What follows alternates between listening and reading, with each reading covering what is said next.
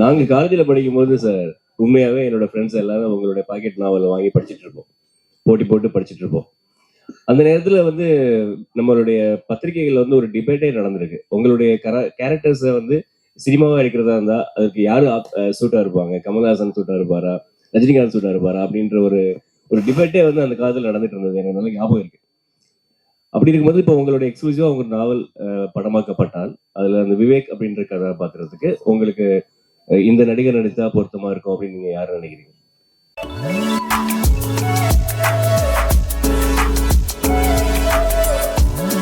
அதாவது என்னுடைய கதையை படிச்சவங்க எல்லாம் சொல்லுவாங்க, இது விஜய் நடிச்சா நல்லா இருக்கும், விவேகா, அஜித், இல்லைன்னா விஜயகாந்த், அப்படியெல்லாம் வந்து பல பேர் சொல்லுவாங்க. முதல்ல கமலஹாசன் சொல்லுவாங்க, அவர் ரஜினிகாந்த் சொல்லுவாங்க. ஆனா என்னுடைய விவேக் வந்து இவங்களுக்கெல்லாம் அப்பாற்பட்டவன். ஏன்னா ஒவ்வொரு வாசகரும் படிக்கும் போது விவேக் வந்து ஒவ்வொரு விதமா வந்து அவங்க இப்படித்தான் இருப்பார் விவேக்னு சொல்லி மன அளவுல வந்து அவரை வந்து உருவாக்கி இருப்பாங்க. அந்த பிம்பத்தை வந்து நான் வந்து ஒரு நடிகர் மேல கொண்டு போய் செலுத்தி அதை வந்து இவர் தான் நடிக்கணும்னு நான் சொல்ல மாட்டேன். இதுக்கு ஒரு அருமையான புதுமுகம் இருந்தா போதும். இப்போ பாலா மாதிரி விவேக் வந்தா நல்லா இருக்கும், புதுசா இருக்கணும். அவர் தான் விவேக், வேற யாரும் கிடையாது. அது ரஜினியோ இல்ல கமலோ விஜய் அது கிடையாது. ஏன்னா அந்த வாசகன் வந்து அவரை விஜயா தான் பார்ப்பான், அஜித்தா தான் பார்ப்பான். ஆனா வந்து என்னுடைய விவேக்கா பார்க்கணும்னா ஒரு புது முகம் தான் வேணும். அப்படி ஒரு முகத்தை நான் தேடி வைக்கணும். சார், ராஜேஷ்குமார் சார், கமலஹாசனுக்கும் ரஜினிக்கும் கதை வச்சிருக்கீங்களா? கதை தேடிக்கிட்டு இருக்காங்க. உங்கள்ட்ட அந்த கதை ஏதாச்சும் இருந்தா போய் சொல்லுவீங்களா? சார் வந்து எங்கிட்ட கதை இல்லைன்னு நான் சொல்ல மாட்டேன். ஏன்னா ஒரு சமுத்திரத்துல போய் ஒரு பக்கெட் தண்ணியை கொண்டு வந்தா சமுத்திரம் வத்தி விடுமா?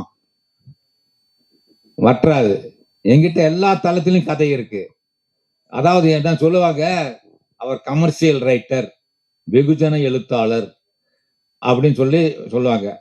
அண்மையில வந்து பாத்தீங்கன்னா நம்ம ரிப்போர்ட்டர் பாலு அவர்கள் வந்து ஒரு பேட்டியில வந்து அவர் சொன்னா, அவர் இருக்காரா தெரியல, இங்க இருக்காரா, போயிட்டாரா? சரி. பாலு வந்து ஒரு பேட்டியில சொன்னாரு, கதைகளுக்காக நீங்க ஏன் வந்து எங்கெங்கயோ போய் தேடுறீங்க, அது பிடிக்கல இது பிடிக்கல, ஒருத்தர் சொன்னாரு பிடிக்கல அவர் போயிட்டாருன்னு சொல்லி. நம்ம ராஜேஷ்குமார் இருக்காரு, அவர்கிட்ட போய் கேளுங்க கதைய. அவர் நிறைய வச்சிருக்காரு கதைய. ஒன்னு சொன்னா 10 சொல்லுவாரு, அது பிடிக்கலையா இன்னொரு 10 சொல்லுவாரு. அப்படி இல்லாம நீங்க ஏன் பிரபலங்களையே போய் தேடி தேடி தேடி பாக்குறீங்க? எழுத்தாளர்களோட பயணம் பண்ணுங்க. சினிமா என்பது ஒரு வட்டம், அதுக்குள்ளேயே போவாங்க. நீங்க பாத்தீங்கன்னா சினிமா பீப்புளோட இது என்னன்னா, எனக்கு சினிமா என்னுடைய எழுத்து ரெண்டுமே வந்து என்னுடைய இரு கண்கள் மாதிரி தான். நான் குறை சொல்லமா சொல்லல. சினிமாவுக்கு கூட என்னன்னா, 2 எழுத்து படம் வெற்றி பெற்றா எல்லா டைட்டிலும் 2 எழுத்துலயே வரும். ஒரு பேய் படம் வெற்றி பெற்றா பேய் படங்களா எழுப்பாங்க. அப்புறம் டார்க் காமெடின்னு சொல்லிட்டு ஒரு படம் வரும், அந்த டார்க் காமெடி வச்சே போவாங்க. யோகி பாபு வேணும்னா யோகி பாபு பின்னாடியே போவாங்க. இப்படியே தான் நம்மளோட சினிமா துறை இருக்கு. அவர் இல்லைன்னா படம் ஓடாதுன்னு சொல்லி. ஆனா ஆடியன்ஸ் வந்து நல்ல கதைகளாக இயங்கி கொண்டிருக்கார்கள். ஒரு புதிய தளம், அட அசத்துக்காண்டா அப்படின்னு சொல்லக்கூடிய வாசகர்கள் இருக்காங்க. இன்னும் நான் பார்த்திருக்கேன். என்னுடைய குற்றம் 23 படம் வந்தப்போ செயற்கை கருத்தரிப்பு நிலையங்கள்ல வந்து நடக்கக்கூடிய மோசடிகளை பத்தி நான் கதை எழுதியிருந்தேன். அதை டைரக்டர் அறிவழகன் வந்து படிச்சுட்டு என்கிட்ட வந்து, சார் இதை படம் பண்ணானாரு. அந்த கதையை பண்ணிட்டு நேரடியா ஒரு பிரபலமான ஒரு நடிகரை போய் கதை சொல்லியிருக்காரு.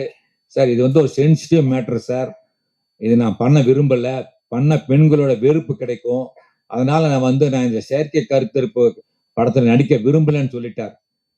அதுக்கப்புறம் தான் அருண் விஜய் போய் பார்த்து சொன்னப்போ அந்த படத்துல நடிச்சாரு. அது படம் மிகப்பெரிய வெற்றி பெற்றது.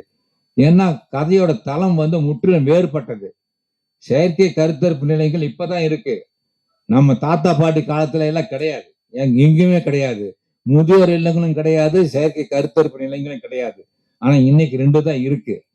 அதனால இங்க நடக்கக்கூடிய மோசடிகளை வச்சு எழுதின கதை வந்து பெருமைய வெற்றி பெற்றது. அதற்கு காரணம் தளம் புதிது, கதை புதிது, அதை பார்க்கக்கூடிய வாசகர்களுக்கும் நேயர்களுக்கும் அந்த கதை பிடிக்கிறது. ஆனா நம்ம சினிமா பீப்புள் வந்து ஒரு வட்டம் போட்டுக்கிட்டு ஒரு குத்துப்பாட்டு, ஒரு டான்ஸு, அப்புறம் வந்து வன்முறை காட்சிகள் வந்து அதீதமா காட்டுறது, இது தான் ஆடியன்ஸுக்கு பிடிக்கும்னு ஒரு தப்பு கணக்கு போட்டிருக்காங்க. ஆகையால் என்னிடம் எல்லா கதைகளும் இருக்கிறது. அது இளம் இயக்குனராகட்டும், பிரபலமானிக்கிறவன் தாராளமாக வரலாம். இப்பொழுது கூட சென்ற வாரம் திரு சந்தானம் அவர்கள் கோவைக்கு வந்தார்கள். என்னோடு 2 நாட்கள் தங்கி கதை விவாதம் நடத்தி, சார் எனக்கு 6 கேள்வி மட்டும் இன்னைக்கு பதில் சொன்னா போதும் 6 கேள்விகள் கொடுத்துட்டு போயிருக்காரு. அதுக்கு நான் எழுதி கொடுத்துட்டேன் அவருக்கு. இப்படிதான் கதை போகணும், இப்படிதான் இருக்கணும், இப்படிதான் ட்விஸ்ட் இருக்கணும், இதுதான் மாரல், இதுதான் மெசேஜ் எல்லாம் எடுத்து கொடுத்துட்டேன். அவரு ஹீ இஸ் ஹாப்பி. சார் நல்லா இருக்கு சார், இதெல்லாம் நல்லா இருக்குன்னு சொல்லியிருக்காரு. இது மாதிரி என்கிட்ட கேட்டா நான் கொடுக்கறது ரெடியா இருக்கேன். அது யாரா இருந்தாலும் சரி. சார் இங்க ஆ. நாங்களும் என்னோட ஸ்கூல் டேஸ்ல இருந்து நானும் ஸ்கூல் புக்ல எல்லாம் உங்க நாவல் நிறைய வச்சு படிச்சு அடிலாம் வாங்கியிருக்கோம். இப்ப வரைக்கும் விடாம படிக்கிறோம். படிக்க டைம்ல கூட ஆடியோ புக்ஸ் நிறைய கேட்கிறோம் உங்களோட கதைகள். இப்ப இவர் கேட்ட கொஸ்டினுக்கு தான் இது கண்டினியூஷன் தான் இது. ஆ. இவ்வளோ வருஷத்துல நீங்க இவ்வளோ கதைகள் இவ்வளோ வித்தியாசமான கிரைம் த்ரில்லர் செய்திருக்கீங்களே, யாருமே வந்து உங்களை கேட்கவே இல்லையா? உங்க கதையை கொடுங்க நாங்க படம் எடுக்கணும், யாருமே கேட்கலையா? இல்ல, நிறைய பேர் வர்றாங்க. ம். நிறைய பேர் வந்து என்கிட்ட கதை கேட்கறாங்க. ஆனா நான் வந்து அவங்க கூட உட்கார்ந்து கதை பேசுறதுக்கு முன்னாடி என்னுடைய கண்டிஷன் சொல்லுவேன் நான். அதாவது ப்ரொடியூசர் யாரு, ம். அவரை பேச சொல்லுங்க என்கிட்ட. நான் அவர்கிட்ட பேசணும். அதுக்கப்புறம் தான் நான் உங்க கூட உட்கார்ந்து பேசுவேன். ஆனா உங்க கூட பேசினா அது படம் வாங்குவான்னு எனக்கு தெரியாது. ஏன்னா எனக்கு ஆல்ரெடி ஏகப்பட்ட கமிட்மெண்ட்ஸ் இருக்கு. முதல்ல வந்து நான் பத்திரிகை கதை எழுதிட்டு இருந்தேன். இப்ப அப்படி கிடையாது.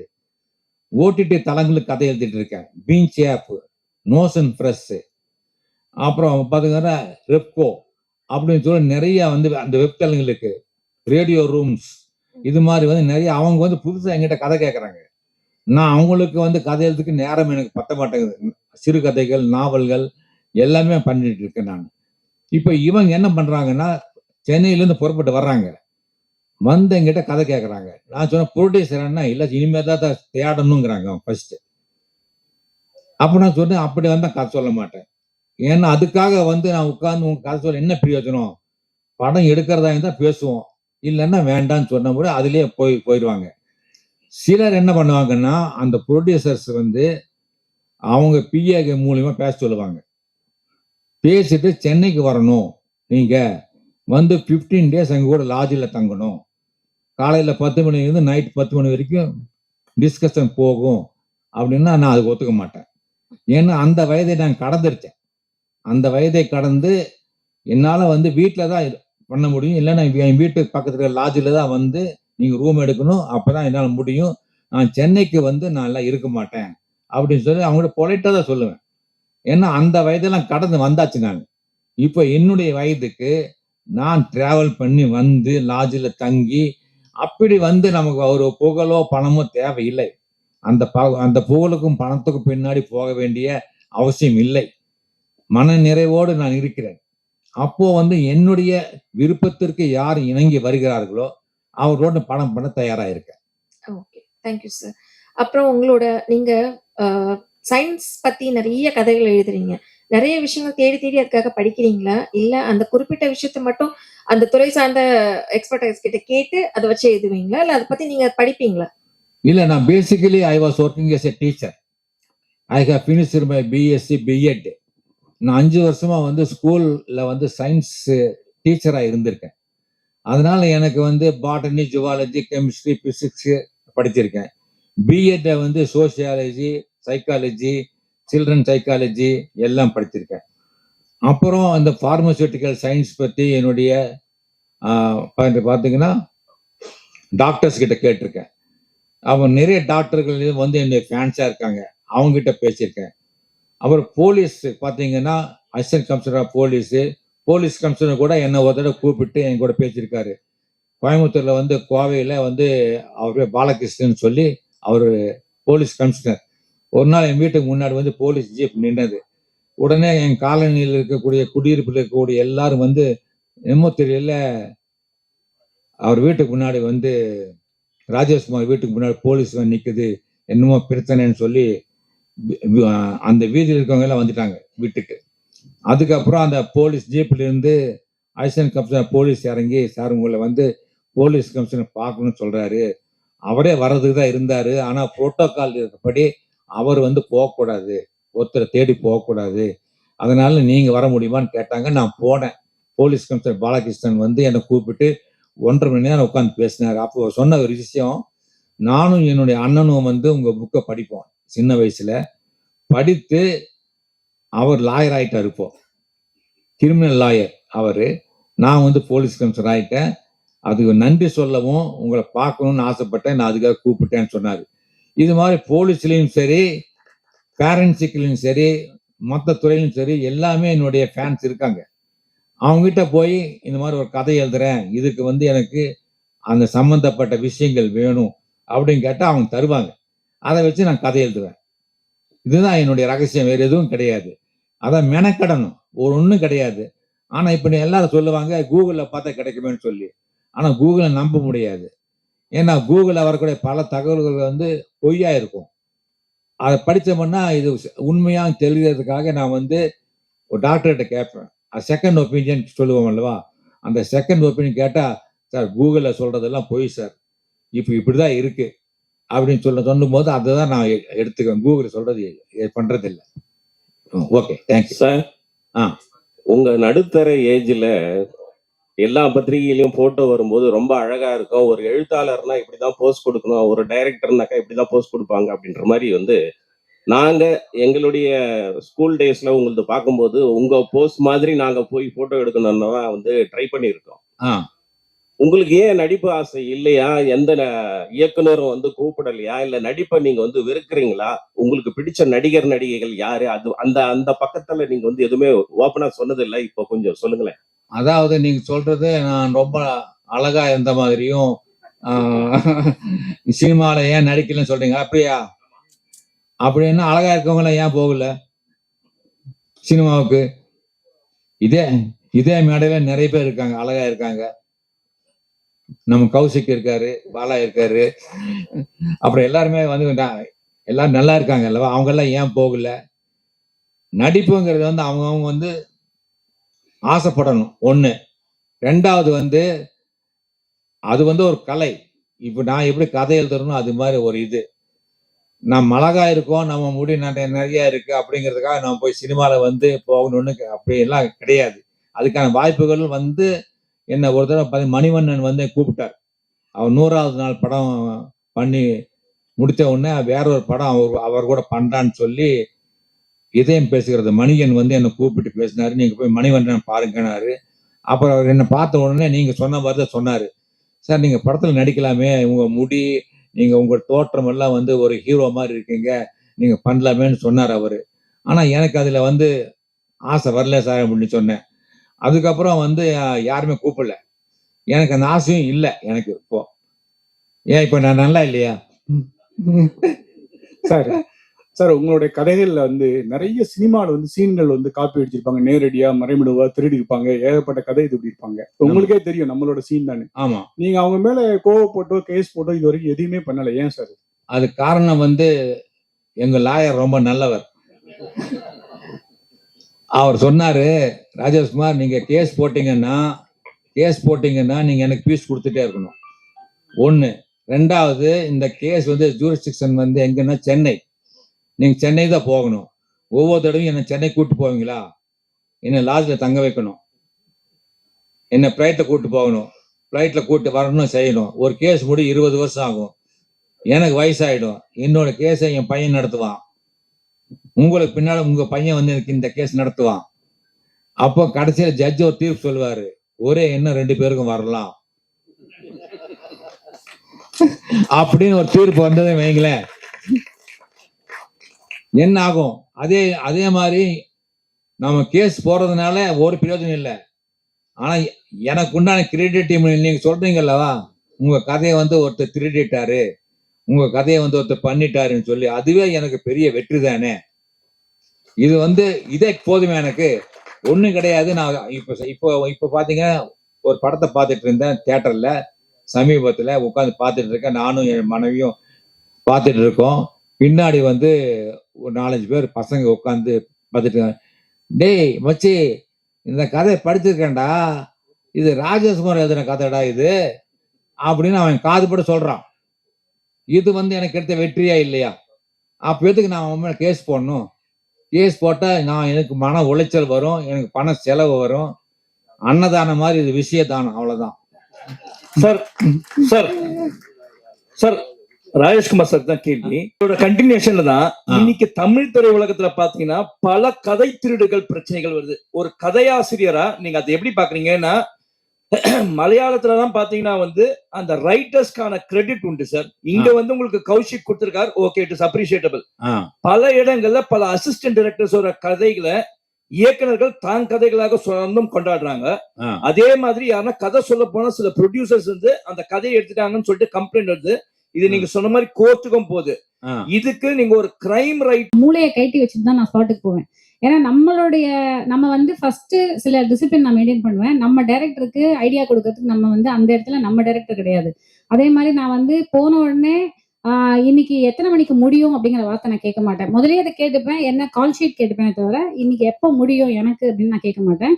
பேக்கப் அப்படிங்கிற வார்த்தை ஆக்டர்ஸ் யாருமே அந்த வார்த்தையை சொல்லக்கூடாது, டைரக்டர் மட்டும்தான் சொல்லணும்.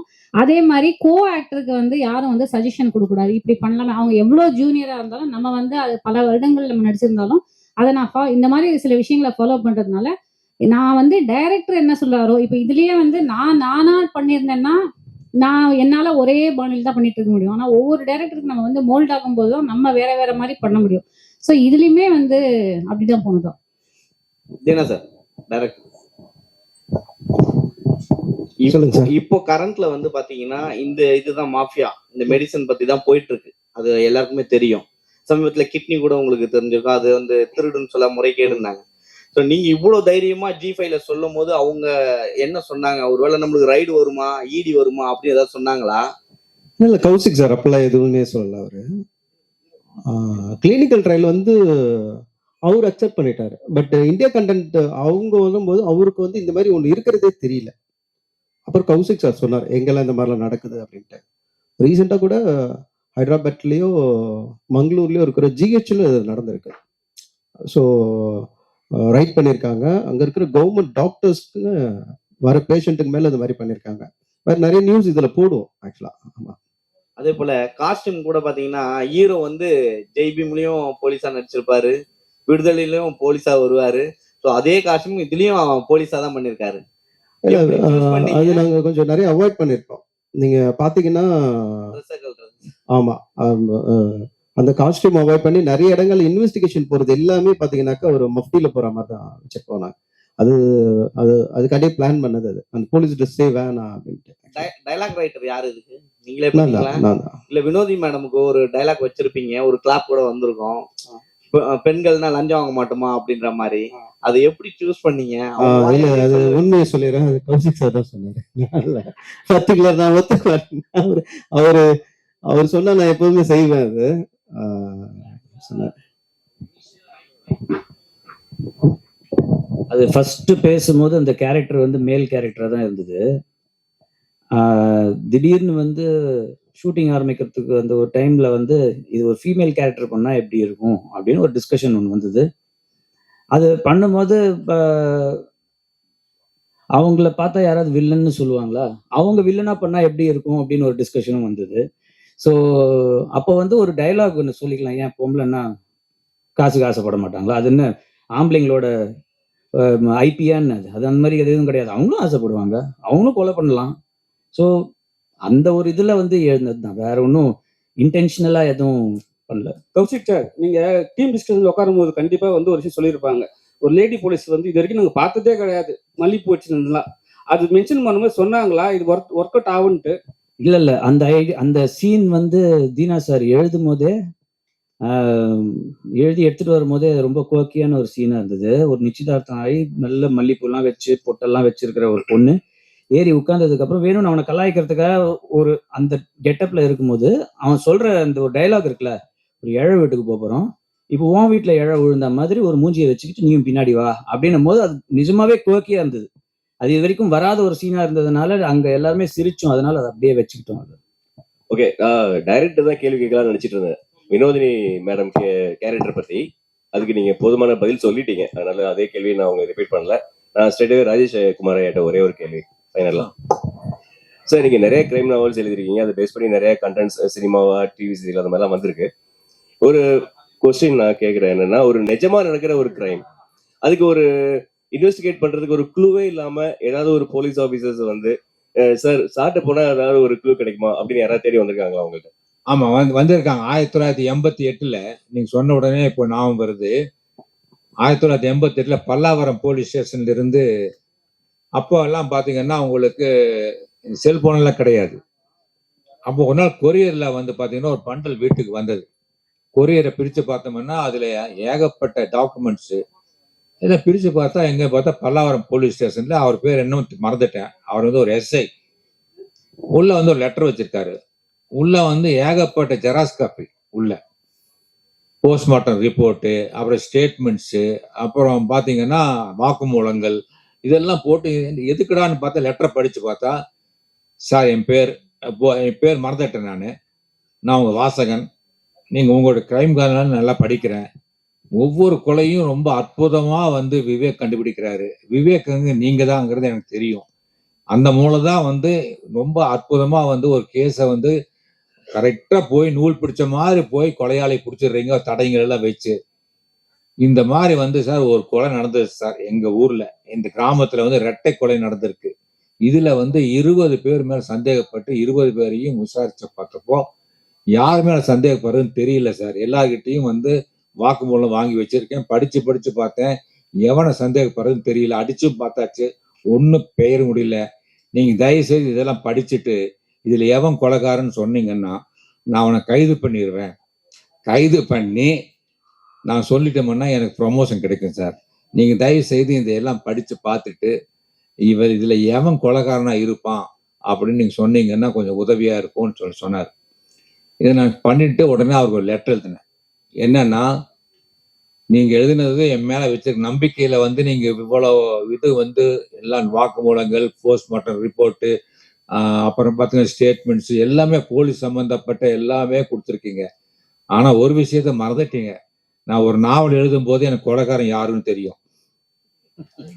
முதல்ல அந்த கதை எழுதும் போதே கொலை எப்படி நடக்குது, யார் கொலை பண்ணுவாங்க, அங்க தடையை என்ன விட்டுட்டு போவாங்க, இதெல்லாம் வந்து எனக்கு எல்லாமே தெரியும். எல்லாத்தையுமே தெரிஞ்சுட்டு தெரியாத மாதிரி கதையை கொண்டு போய் கடைசியில ஒருத்தனை பிடிப்பேன். இது வந்து எழுத்து, திஸ் இஸ் தியரி. இது வந்து தியரி. நான் ஹோம்ஒர்க் பண்றேன், உட்காந்துட்டு ஹோம்ஒர்க் பண்றேன். ஒரு கேஸ் இது எப்படி பண்றாங்க அப்படிங்கிறது பண்றேன். ஆனா இது பிராக்டிக்கல், இது நீங்க தான் கண்டுபிடிக்கணும், இதுக்கு நீங்க தான் படிச்சிருக்கீங்க. அதனால எழுத்தாளர் வேற, போலீஸ் வேற அப்படின்னு நான் சொன்னேன்.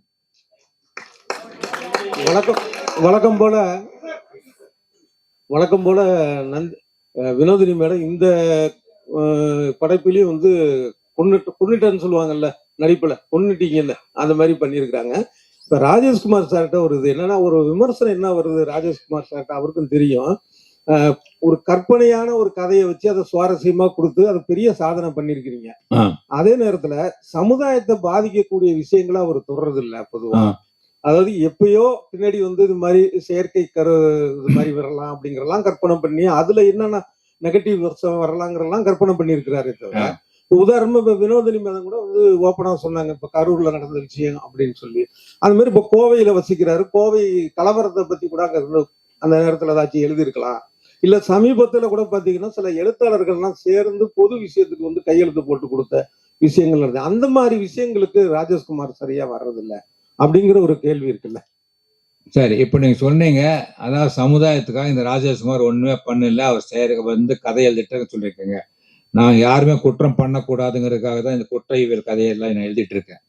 தப்பு செய்தவன் உப்பு தின்றவன் தண்ணியை குடிப்பான், தப்பு செய்தவன் தண்டனை அவனுக்கு கிடைக்குங்கிறது தான் என்னுடைய பாலிசி. நீ எவ்வளவுதான் திட்டம் போட்டு ஒரு மர்டரை பண்ணாலும் போலீஸ்ல மாட்டிக்க போறேன் அப்படிங்கறத எச்சரிக்கை பண்றதுக்கு தான். போலீஸ்ல வந்து ஒண்ணு இருக்கும், ஒருத்தன் எவ்வளவுதான் திட்டம் போட்டு, நான் கேட்டேன் போலீஸ் ஆபீசர், எப்படி சார் வந்து ஒருத்தனை பிடிக்கிறீங்க, எப்படி சந்தேகப்படுறீங்கன்னு கேட்பேன். அப்ப சொன்னார் ராஜேஷ்குமார், ஒரு இடத்துல ஒருத்தன் கொலை பண்ணான்னா, ஒரு குற்றத்தை பண்ணான்னா, அவனையும் அறியாம ஒரு ஐடென்டிஃபை விட்டுட்டு போவான். ஏதாவது ஒரு தடயத்தை விட்டுட்டு போவான். That is burglar's ID visiting card அப்படின்னு சொல்லி ஒரு வேர்டே இருக்கு. போலீஸ் டிபார்ட்மெண்ட்ல பர்க்லஸ் விசிட்டிங் கார்டு அப்படின்னு அதுக்கு பேர் வச்சிருக்காங்க.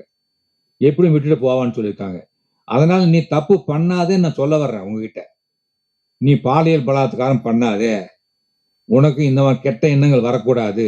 இப்போ அப்படி நீங்க சொல்றீங்க, அதாவது ராஜேஷ்குமார் நீங்க வந்து ஏதோ கதை எழுதுறீங்கன்னு சொல்லி, இதே வந்து சாராய் பாட்டில் என்ன எழுதிருக்கான், குடி குடியை கெடுக்கும், குடிக்காதுன்னு சொல்றான்ல, அப்பயும் குடிக்கிறாங்க எல்லாம், அப்பயும் குடிக்கிறாங்க, அதை சொல்லியிருக்காங்கல்ல. அதே மாதிரி என்னுடைய கதைகள் வந்து நீ தப்பு பண்ணாதே, தப்பு பண்ணா உனக்கு இப்படி பிரச்சனைகள் இருக்கு, குடும்பம் அழியும் அப்படிங்கிறத நான் வந்து சொல்றேன். என்னுடைய கதைகள பொய்டிக் ஜஸ்டிஸ் இருக்கு. என்னுடைய கதைகள் எல்லாம் நீங்க இது வரைக்கும் படிச்சது இல்ல. 1500 நாவல்ல வந்து நீங்க மீறி மீறி போற ஒரு 100 150 நாள் படிச்சிருப்பீங்கன்னு நினைக்கிறேன். நான் நிறைய கதைகள் பெண்களுக்காக எழுதியிருக்கேன். பெண்கள் சம்பந்தப்பட்ட கதைகள் ஒரு சதவீதம் கூட போலீஸே இல்லாத கதைகள் இருக்கு. ஒரு துளி கடல், ஒரு துளி கடல் யாரு? ஒரு பெண். ஒரு பெண்ணோட மனசுதான் ஒரு துளி கடல். ஒரு பெண்ணோட மனதில் இருக்கக்கூடிய எண்ணத்தை வந்து யாரும் கண்டுபிடிக்க முடியாது. கடலின் ஆழத்தை கூட ஒருத்தன் கண்டுபிடிக்கலாம். ஒரு பெண்ணோட மனசுல என்ன இருக்கு கண்டுபிடிக்க முடியாதுன்னு சொல்லி அந்த கால சித்தர்ல இருந்து இந்த இன்னைக்கு இருக்கிற உளவியல் டாக்டர் வரைக்கும் சொல்லிட்டாங்க. அது உண்மையா இல்லையா? ஒரு பெண்ணோட மனசுல தெரியுமா? இன்னைக்கு பாத்தீங்கன்னா இங்க உட்கார்ந்து இருக்காங்க, இங்க என்ன தெரியுமா உங்களுக்கு? ஒரு ஆண் சீக்கிரமா வந்து ஒரு ஆணை வந்து சீக்கிரமா கண்டுபிடிச்சிடலாம். ஒரு ஆண் அழுதா அவன் உடஞ்சானா அவ்வளவுதான், முடிஞ்சான். ஆனா ஒரு பெண் வந்துதான் அவ வந்து உடம்பால் மென்மையானவள், உள்ளத்தால் இரும்பானவள். அதுதான் ஒரு துளி கடல் அப்படிங்கிற பேர் வச்சு கதை எழுதினேன் ஒரு பெண்ணை பத்தி. அதே மாதிரி பூவில் செய்த ஆயுதம் அப்படின்னு டைட்டில் ஒரு கதை எழுதினேன். பூவுன்னா என்ன? ஒரு பெண்ணு. அதுல செய்த ஒரு ஆயுதம் தான் ஒரு பெண். ஒவ்வொரு பெண்ணும் பூவில் செய்த ஆயுதம். இது வந்து நான் எழுதினேன் ஒரு கதை. ஒரு பெண் எப்படி வந்து கிரைமை வந்து எதிர்கொள்ளணும்னு சொல்லி ஒரு கதை எழுதினேன். மூடு பனி நிலவுன்னு ஒரு கதை. இதெல்லாம் நான் ஏன் சொல்றேன்னா, என் கதைகளை முழுமையா படிக்காதவங்க தான் ஒரு இந்த மாதிரி கேள்வி வந்து கேட்கறாங்க. மூடு பனி நிலவுன்னா என்ன? ஒரு பெண் ஒரு கிரைம் சூழல்ல மாட்டிக்கிட்டா அவ எப்படி இந்த பிரச்சனை எதிர்கொண்டு வருவா சொல்ற. இன்னைக்கு நான் ஒரு விஷயம் சொல்றேன். 6 மாசத்துக்கு முன்னாடி என் வீட்டுக்கு முன்னாடி நான் நின்றுட்டு இருந்தேன். காலையில வந்து ஒரு 55 வயது மதிக்கத்தக்க ஒருத்தர் தோல்ல மண்வெட்டியை போட்டுக்கிட்டு போயிட்டு இருந்தார். கூட அவருடைய மனைவி சித்தால் வேலைக்கு வெத்தலை பாக்கு போட்டுக்கிட்டு அந்த அம்மாவும் போயிட்டு இருக்காங்க. 2 பேரும். நான் கால் நின்றுட்டு இருக்கேன்.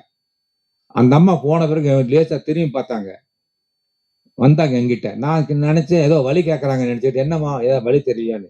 இல்லைங்கய்யா, நீங்க ராஜேஷ்குமார் தானே, இந்த கதையெல்லாம் எழுதுருவீங்க, அவர் தானே நீங்க அப்படின்னு கேட்டுச்சு. ஆமா ஆமாண்ணா. ஐயா மாறிட்டீங்க ஐயா, ரொம்ப முதல்லாம் புசு புசுன்னு ஒரு முடி இருக்கும், இப்போ வந்து மாறிட்டீங்க ஐயா. ஆமா வயசானா எல்லாம் மாறுவாங்கல்ல அப்படின்னு கேட்டேன். சரிம்மா என்னம்மா விஷயம்னு கேட்டேன். இல்லைங்க, நான் 6ஆம் வகுப்பு வரைக்கும் படிச்சிருக்கேன் ஐயா. நான் உங்க நாவல் தான் ஐயா படிச்சு சில இங்கிலீஷ் வார்த்தையெல்லாம் கட்டிக்கிட்டேன் ஐயா. அது மேயை கம்மின் அப்படின்னா நான் உள்ளே வரலாமான்னு தானே அர்த்தம். அப்படின்னு ஒரு பொண்ணு, அதாவது ஒரு சித்தாள் பொண்ணு என்கிட்ட கேக்குது. 6ஆம் வகுப்பு வரை படிச்சிருக்கேன், உங்க நாவல் படிச்சுதான் நான் வந்து மேல வந்த பல இங்கிலீஷ் வார்த்தைகளை கத்துக்கிட்டேன். நான் மத்தியானம் 1 மணிலேருந்து 2 மணி வரைக்கும் சித்தாள் வேலை பார்த்துட்டு சாப்பிடும் போது எல்லாம் தூங்குவாங்க, நான் உங்க புக்கு படிப்பேன். அதுல படிச்சா எனக்கு இங்கிலீஷ் வார்த்தைக்கு தெரியுது ஐயா. இன்ஜினியருக்கு வந்து 2 பேர் இங்கிலீஷ்ல பேசிக்கிட்டா அவங்க என்ன பேசுறாங்க எனக்கு புரியுது. இதை நான் கத்துக் கொடுத்தேன். சரி அதை விடுங்க. என்னுடைய பையனுக்கு அண்ணாமலை யூனிவர்சிட்டியில ஒரு சீட்டு இப்போ 1995ல. அப்போ இவ்வளவு இன்ஜினியரிங் காலேஜ் கிடையாது. கோயம்புத்தூர்ல பிஎஸ்சி காலேஜ், சிஐடி காலேஜ் இருந்தது. அதுக்கப்புறம் அண்ணாமலை யூனிவர்சிட்டியில காலேஜ். அப்போ பிஇ சீட் கிடைக்காது. அப்போ சிதம்பரத்துல ரைட்டர்ஸ் கோட்டா, அண்ணாமலை யூனிவர்சிட்டியில ரைட்டர்ஸ் கோட்டான்னு வச்சிருந்தாங்க, ஃப்ரீ. அதான் ரைட்டருக்கு ஒரு சீட்டு ஃப்ரீ, எந்த விதமான கேபிட்டல் ஃபீஸும் கிடையாது. ஃபீஸ் மட்டும் மாசம் வருஷம் கட்டினா போதும். அதுக்கு அப்ளை பண்ணேன். என்னுடைய பையனுக்கு, கார்த்திக் குமார் பையனுக்கு, அவன் +2ல வந்து 90% மார்க் வாங்கியிருக்கான். இருந்தாலும் கெமிக்கல் இன்ஜினியரிங், பிஇல வந்து கெமிக்கல் இன்ஜினியரிங் படிக்க ஆசைப்பட்டாங்க. அப்போ வந்து நான் அங்க போனேன், ஒரு ஃபார்ம்ல எல்லாம் எழுதி கொடுத்தேன். அப்போ விசியா இருக்கக்கூடிய ஒருத்தர், அவர் பேர் ஈஸ்வரமூர்த்தி, டாக்டர் ஈஸ்வரமூர்த்தின்னு ஒருத்தர், சிதம்பரம் அண்ணாமலை யூனிவர்சிட்டியில. அவர் வந்து சொன்னார் என்கிட்ட, ராஜேஷ்குமார் நீங்க வந்து ஒரு ஃப்ரீ கோட்டாக்கு ஏதாவது 1 சீட் ஃப்ரீ சீட் எது கொடுத்துருக்கீங்க, இதுல செனட் மெம்பர்ஸ் வந்து 24 பேர் இருக்காங்க. அவங்க வந்து என்ன சொல்லுவாங்கன்னா, எந்த ரைட்டரோட பையனுக்கு கொடுக்கலாம்னு சொல்லி முடிவு பண்ணுவாங்க. அப்போ அவங்க ஒரு கேள்வி கேட்பாங்க, என்னன்னா இவர் வந்து இலக்கியத்திற்கும் இந்த சமுதாயத்துக்கும் என்ன தொண்டு பண்ணியிருக்காரு, இந்த ரைட்டர் வந்து என்ன சமூக பணி பண்ணியிருக்காரு அப்படின்னு பார்த்து தான் நாங்கள் ஷீட் கொடுப்போம். நீங்க என்ன பண்ணியிருக்கீங்கன்னு அங்க வந்து நாங்கெல்லாம் கேட்போம். நான் சொல்றேன், நான் வந்து ஃப்ளைட்ல வந்து நான் திருச்சியிலேருந்து நான் சென்னை போகணும்னா உங்க 4-5 புக் எடுத்து போட்டுக்குவேன், ஃப்ளைட்ல படிச்சுட்டு போவேன்னு சொன்னார் விசி. ஒரு விசி வந்து என்னுடைய ஃபேனா இருக்கார் அந்த இடத்துல. அப்போ அவர் செனட் கமிட்டில சொல்றாரு, இந்த மாதிரி ராஜேஷ்குமாரோடைய பையனுக்கு இந்த வருஷம் சீட் கொடுக்கலாம் நான் இருக்கேன்னு சொன்னாரு. அப்ப செனட் மெம்பர்ஸ் ஒருத்தர் கேட்டார், நீங்க கேட்ட கேள்வி கேட்டார், ராஜேஷ்குமார் வந்து சமுதாயத்துக்கு என்ன பண்ணாரு அப்படின்னு ஒரு கேள்வி கேட்டார். அதுக்கு விசி என்ன பதில் சொன்னார் தெரியுங்களா? ராஜேஷ்குமார் வந்து எல்லாரையும் படிக்க வச்சாரு.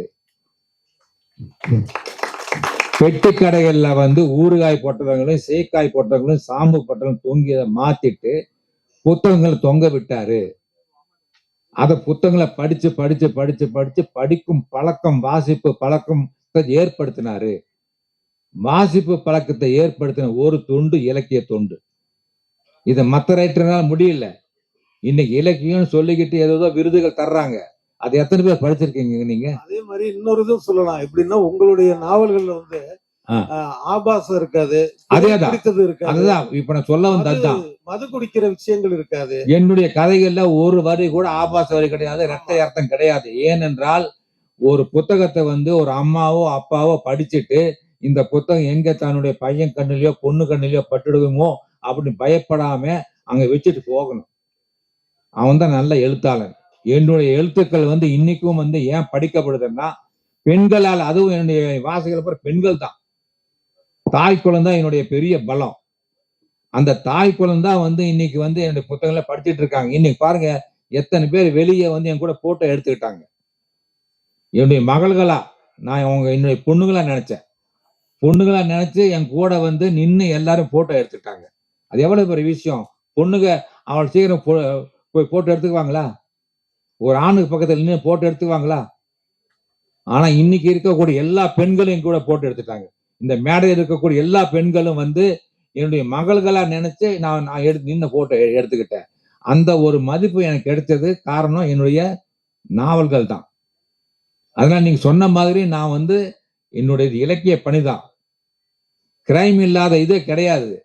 இன்னைக்கு வந்து மகாபாரதம் மிகப்பெரிய மெகா கிரைம் நாவல். சகுனி மாதிரி ஒரு வில்லன் உண்டா?